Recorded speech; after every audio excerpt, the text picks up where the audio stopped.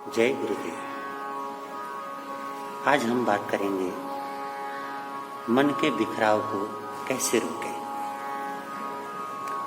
पिछली बार हमने चर्चा किया था कि मन वचन काया के रूप में कुदरत ने बेहतरीन उपहार हमारे को दिया है।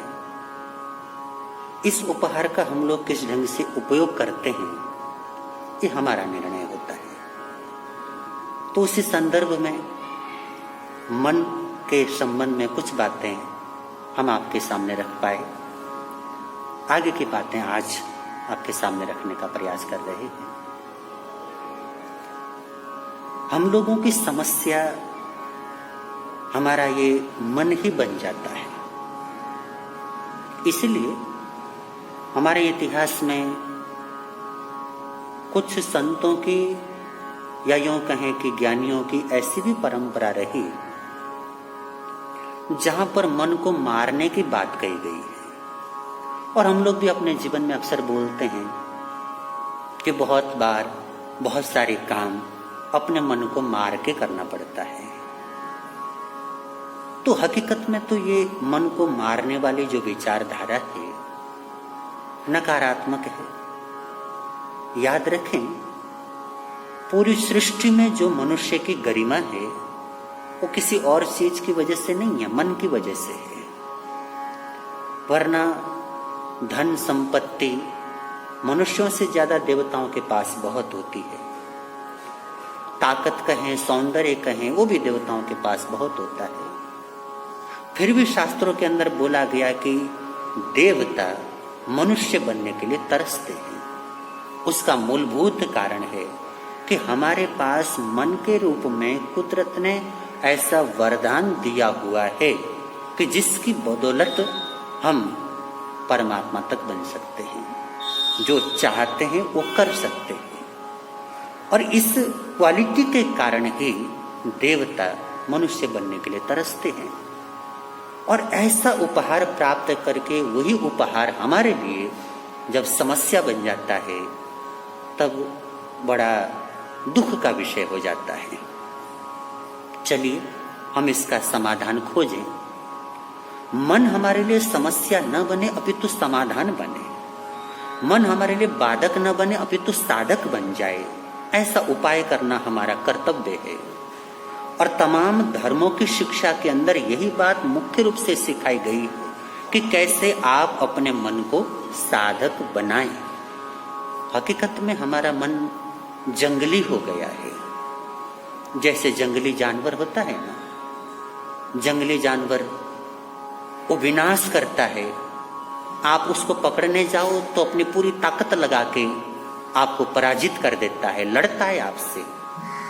वो आपके वश में होना नहीं चाहता।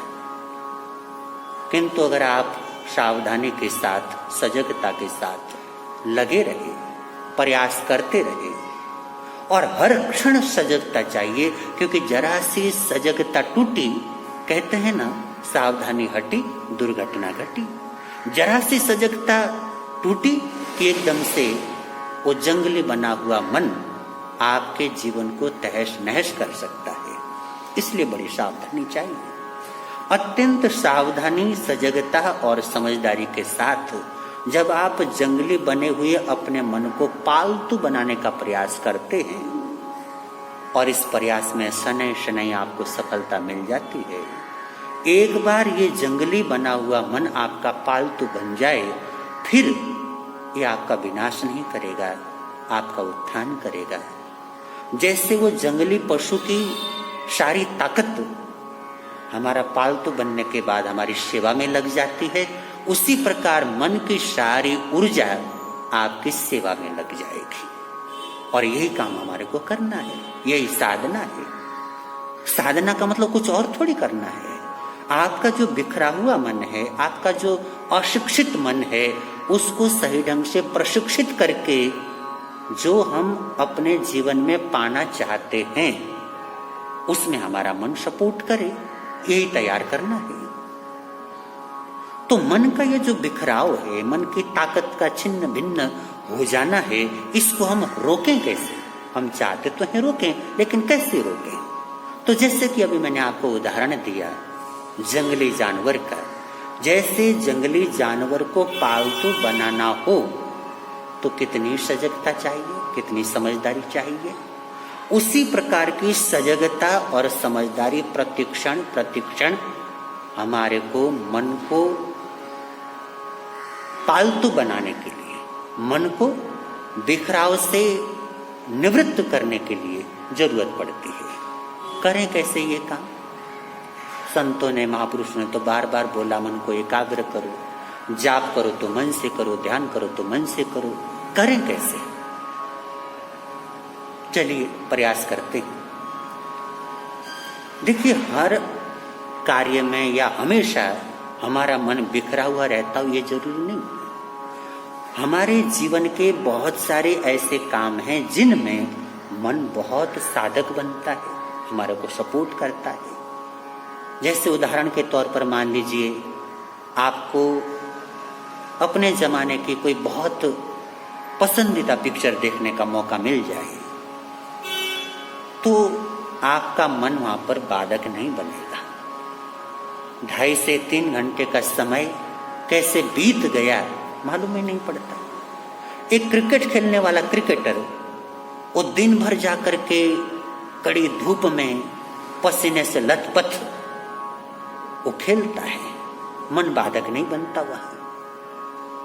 एक वॉलीबॉल खेलने वाला, बैडमिंटन खेलने वाला, कुश्ती करने वाला, कुछ भी अपने प्रोफेशन में लगा हुआ आदमी जब अपने प्रोफेशन का काम करता है ना, तब वहां पर घंटों बीत जाते हैं, न उसको भूख सताती है, न प्यास सताता है। घंटों बीतने पर भी उसका मन बाधक नहीं बनता, साधक बन जाता है। क्यों होता है ऐसा? ऐसा इसलिए होता है क्योंकि आपने उस कार्य के महत्व को समझा है, उसके प्रति आपके भीतर में रुचि है और आपने लगातार प्रयास करके अपने मन को उस कार्य के प्रति रुचि वाला बनाया है। जब आपका मन क्रिकेट में रुचि पैदा होने के बाद, वॉलीबॉल में रुचि पैदा होने के बाद, जब उसमें एक प्रकार से प्रेम करके उस कार्य के साथ आपको सपोर्ट करता है, आपको एकाग्र करता है और वहां पर आपको आपके लिए साधक बनता है, तो याद रखिए, जब जब आपका मन वहां पर आपके लिए सपोर्ट करता है तब तक आप अच्छा परफॉर्म करते हैं। कोई भी खिलाड़ी ले लीजिए, जरा सा खेल के समय उसका मन इधर उधर हुआ, जरा सा ध्यान टूटा, कहीं पर वो आउट हो जाता है या कोई खतरा हो जाता है, तो हमारा मन कितना सपोर्ट करता है। जैसे वहां पर हमारा मन हमें सपोर्ट करता है, वैसे ही आप साधना के मार्ग पर, आप ध्यान के मार्ग पर, आप जाप के मार्ग पर, आप स्वाध्याय के मार्ग पर, वहां पर भी अपने मन का सपोर्ट प्राप्त कर सकते हैं। कुछ काम करने होंगे। पहला काम ये कि जैसे उस कार्य में आपने अपने मन को प्रशिक्षित किया, अर्थात आपके मन के भीतर उस कार्य के प्रति रुचि पैदा हुई, आपने बार बार उसका अभ्यास किया और अभ्यास करते करते आपका मन अभ्यस्त हो गया, आपके मन को भली भांति मालूम पड़ गया कि ये काम मुझे करना है, तब जाकर के मन साधक बना। तो पहला काम तो आपको ये करना होगा कि जो आप करना चाहते हैं बार बार उस काम को करते जाएं, आपका मन अभ्यस्त हो जाए। जब आपका मन पूरी तरह से अभ्यस्त हो जाएगा तब मन साधक बनेगा। दूसरा काम, लगातार मन को अपने उस कार्य के प्रति लगाए रखना। भले आप वो काम कर रहे हो या ना कर रहे हो, लेकिन वहां पर लगाए रखना। कैसे समझाता हूं।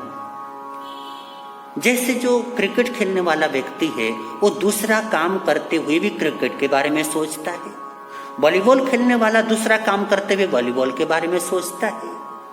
ऐसे जो भी व्यक्ति अपने किसी विशेष विजन में लगा हुआ है, दूसरा काम करते हुए भी, अर्थात कहीं आते जाते, खाते पीते, सोते उठते, हमेशा उसका ध्यान उसी कार्य में लगा रहता है, तो आपको भी यही प्रयास करना होगा कि अगर आप नवकार मंत्र का जाप करते हैं, गायत्री मंत्र का जाप करते हैं, या महामृत्युंजय का जाप करते हैं, किसी का भी जाप करते हैं, परमात्मा को सुमिरन करते हैं, और आप चाहते हैं कि सचमुच में अध्यात्म के मार्ग पर आपके कदम आगे बढ़े, तो लगातार लगातार आपको उसका अभ्यास करते रहना होगा। तभी आपके मन को आदत पड़ेगी, तभी आपका मन अभ्यस्त होगा उसके लिए।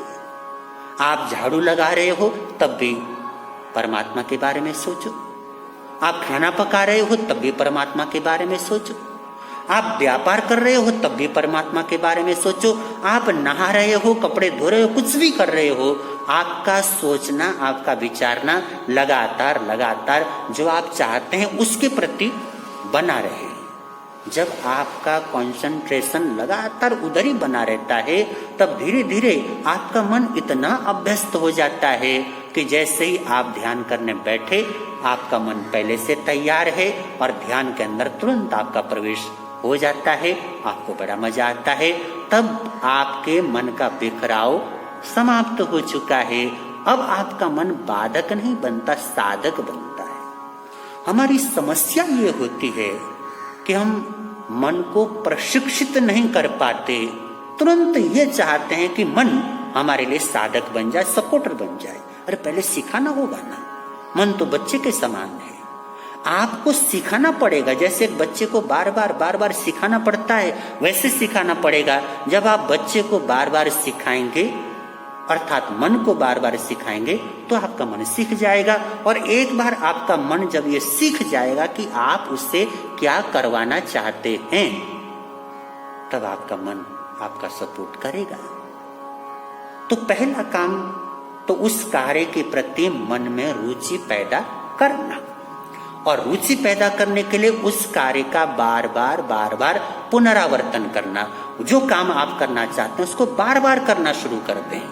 शुरू में मन न लगे तब भी करना शुरू कर दें। तभी तो हम लोग बचपन से ही बच्चों को मंदिर में ले जाने का क्रम शुरू करते हैं, संतों के चरण छुआने का क्रम शुरू करते हैं। क्यों?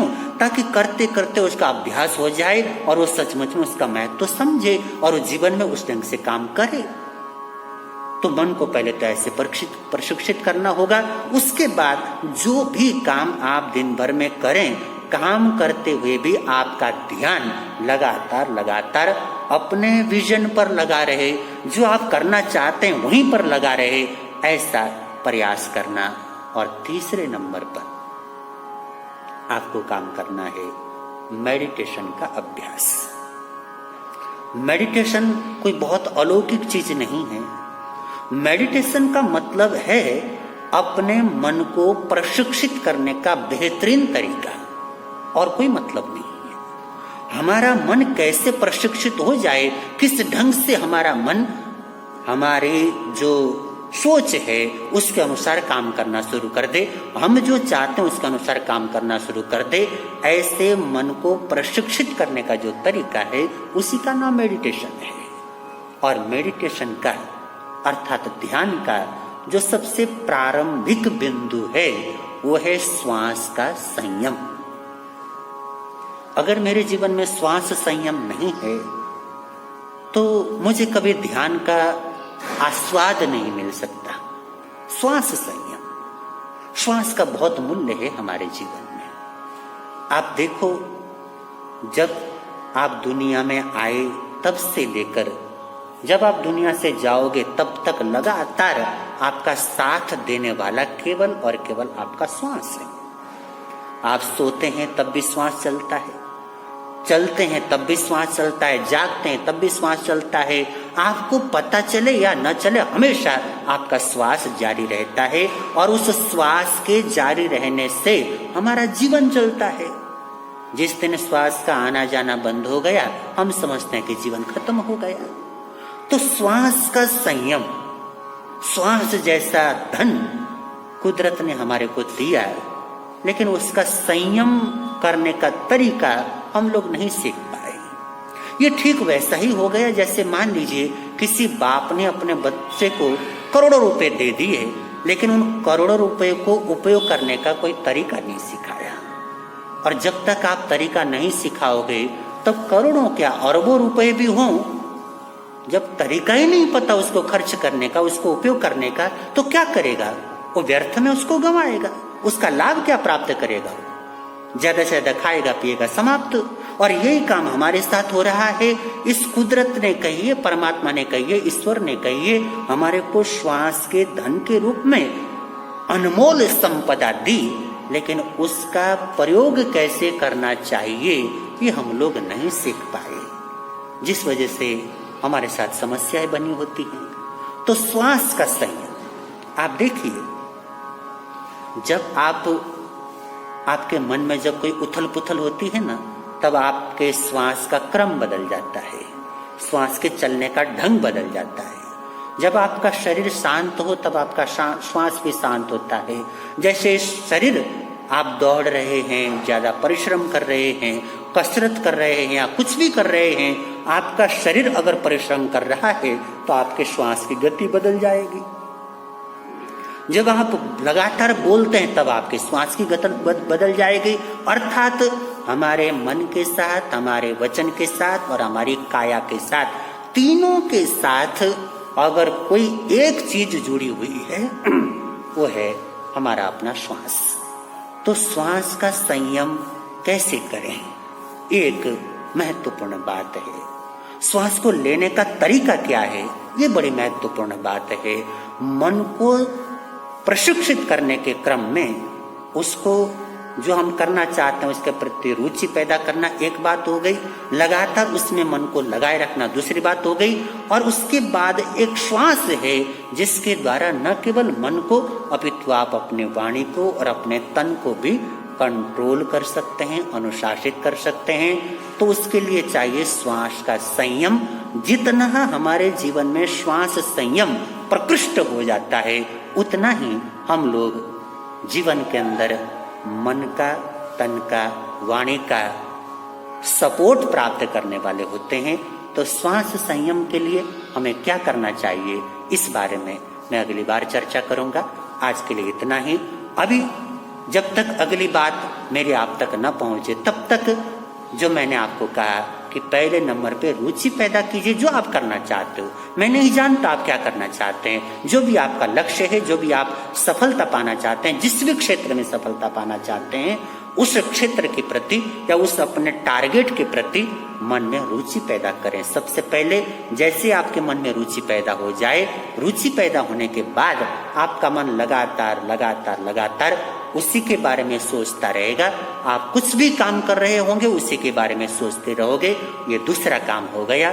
तीसरे नंबर पे श्वास का संयम, और श्वास का संयम होने के बाद हम लोग मेडिटेशन की ओर बढ़ जाते हैं। तो श्वास का संयम कैसे करना चाहिए, किस ढंग से करना चाहिए और उसका क्या क्या लाभ होता है, इस संबंध में मैं अगली बार आपके सामने आऊंगा। आज के लिए इतना ही। इतने प्रेम से मेरे शब्दों को सुना उसके लिए कृतज्ञ हूँ। जय गुरुदेव।